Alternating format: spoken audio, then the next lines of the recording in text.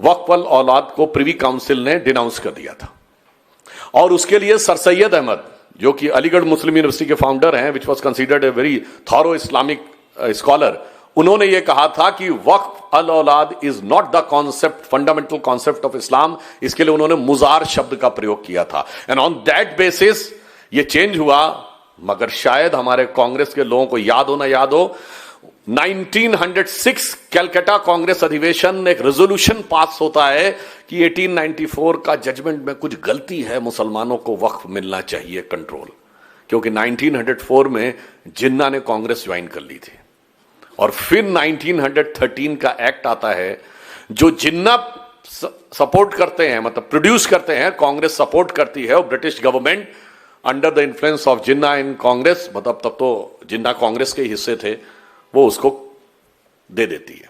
Afterwards अगर आप देखें तो जैसा कि अभी तेजस्वी जी बता रहे थे, 1913 से 2013 तक, 1913 टू 2013, 17 लाख प्रॉपर्टीज, 17 लाख एकड़, 17 lakh acre, and then from 2013 to 2023, 21 lakh acres are added. But one thing you mind, before our government came in 2013, क्या कॉन्सेप्ट था?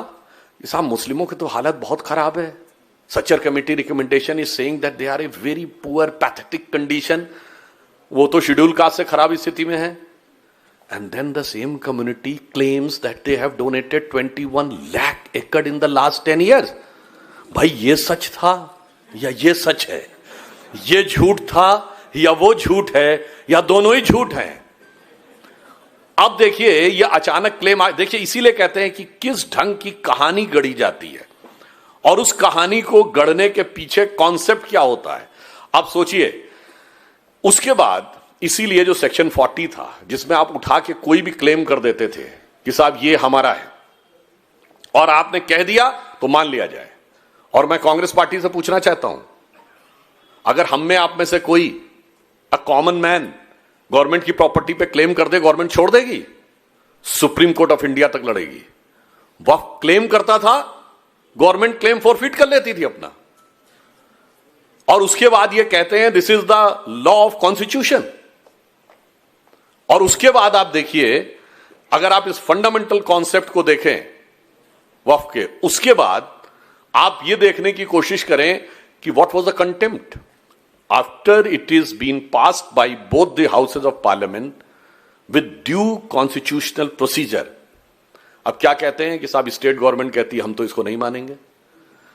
अब मैं कहना चाहता हूं 73rd और 74th कॉन्स्टिट्यूशनल अमेंडमेंट के बाद, जो राजीव गांधी के टाइम में हुआ था, it is constitutionally clearly defined there are 3 stages of government, centre, state and district. और उसमें बहुत क्लियर डिफाइंड है कि जैसे कोई डिस्ट्रिक्ट काउंसिल किसी स्टेट असेंबली के द्वारा पास लॉ के अगेंस्ट नहीं जा सकती, वैसे कोई भी स्टेट गवर्नमेंट सेंट्रल पार्लियामेंट के द्वारा पास लॉ के अगेंस्ट नहीं जा सकती। अगर कोई कह रहा है तो इसका मतलब संविधान खतरे में है। ये जो संविधान की किताब दिखाते हैं ना जेब में से निकाल के, ये संविधान को जेब में ही रखना चाहते हैं। तो अब उनको बताना पड़ेगा मोदी जी की सरकार में संविधान जेब में नहीं दिल में होना पड़ेगा। और दूसरा, वो इस चीज के द्वारा देश का, संविधान का और मुस्लिम समाज का कितना बड़ा नुकसान कर रहे हैं। मैं कोट करना चाहता हूं एक सेंटेंस कि मुस्लिम समाज में एक ऐसा वर्ग है जो यह मानता है कि if there is a conflict between law of the land and शरिया, देन शरिया should prevail over the law of land. यह किसने कहा है? ये किसी संघी भाजपाई ने नहीं कहा है। Doctor B.R. Ambedkar in his book Pakistan और the partition of India on page number 292। अब आप यह समझिए कि हमारी सरकारों को तय करना था कि हम मुस्लिम समाज के उस हिस्से के साथ जाना चाहते हैं, या मुस्लिम समाज को में जो ईमानदार मुसलमान है, जो ईमानदारी से अपने धर्म के प्रति आस्था रखते हुए ये सोच के चैरिटी कर रहा है कि ये मेरे लिए पॉजिटिवली कंस्ट्रक्टिवली यूज होगी, उसके साथ रहना चाहते हैं। ये लोग वो गलती कर रहे हैं जो डॉक्टर अंबेडकर बता के गए थे कि ये गलती नहीं करना है, वही गलती कर रहे हैं। और जैसा कि अभी तेजस्वी जी ने बताया कि किसी भी मुस्लिम कंट्री में वक्फ एक्ट में ऐसे प्रावधान नहीं है, neither in Saudi Arabia which is the birth place of Islam, nor in Indonesia which is the biggest Muslim country, nor the Turkey which was a seat of खलीफत, Turkey का खलीफा होता था जहां, neither the Iraq which was once a time of seat of Baghdad खलीफा, न Syria में जो आईएसआईएस का इलाका है, न पाकिस्तान में, न बांग्लादेश में। इसीलिए मैंने पार्लियामेंट में कहा था कि कहावत एक हिंदी में होती, नया मुल्ला प्याज ज्यादा खाता है। प्याज यू अंडरस्टैंड ना, ओनियन। अच्छा, मगर यहां पर तो नॉन मुल्ला प्याज ज्यादा खा रहा था। अच्छा, ज्यादा प्याज आप काट दें ओनियन तो आंखों से आंसू आने लगते हैं ना। इतना प्याज खा रहा था, इतना प्याज खा रहा था कि देश के भी आंसू निकल रहे थे, संविधान के भी आंसू निकल रहे थे, ईमानदार मुसलमान के भी आंसू निकल रहे थे। मैं ईमानदार मुसलमान के क्यों कहना चाहता हूं? वक्फ बोर्ड ने जिन प्रॉपर्टीज को क्लेम किया उसमें 3165 केसेस हैं जहां मुस्लिम्स की प्रॉपर्टीज को इंक्रोच कर रखा है, and they are matters are in the tribunal और कोर्ट। 3165 मुसलमानों की प्रॉपर्टीज को क्लेम करके रखा हुआ है।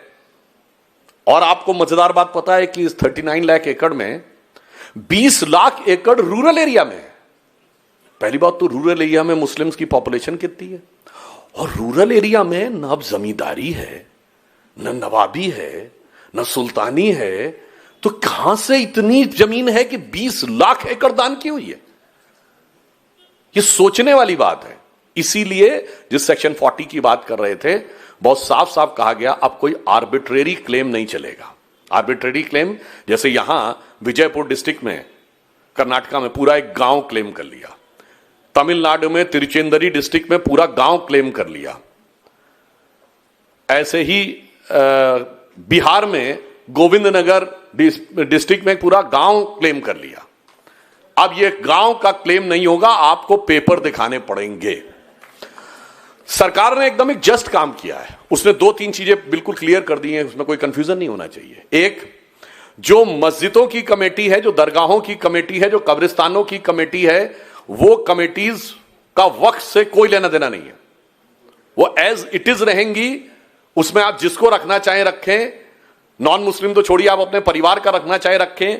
Those trust and committees are different and this body is over and above, like the temples and the other things are different. और फिर जो एक धर्म स्थल मिनिस्ट्री होती दैट इज डिफरेंट, लाइक गुरुद्वारे हो या मस्जिदें हो या चर्चेज हो, तो माइनॉरिटी अफेयर्स मिनिस्ट्री अलग है और ये अलग काम कर रहे हैं। अब आप ये नहीं कह सकते कि माइनॉरिटी अफेयर्स मिनिस्ट्री में भी मेरे ही रिलीजन का व्यक्ति होना चाहिए, वो नहीं हो सकता। This is a government body.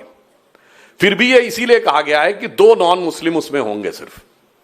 तो एक बात तो पहले क्लियर है कि ये जो भ्रम फैलाने की कोशिश की जा रही है कि मस्जिदें, दरगाहें, कब्रिस्तान ये खत्म हो जाएंगे, इसमें कोई बात नहीं है। Second thing, various high courts के जजमेंट अवेलेबल हैं कि वक्फ is not a religious matter.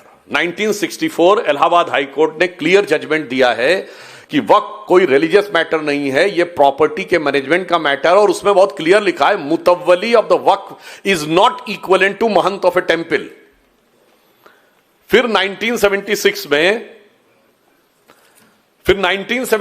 में कलकत्ता हाई कोर्ट का Bashir Ahmed versus state of Bengal का जजमेंट आता है, वो और क्लियर कर देते हैं, if this matter is strictly of the secular character, और कॉन्स्टिट्यूशन के आर्टिकल 26(2)(a) से इसका कोई लेना देना नहीं है।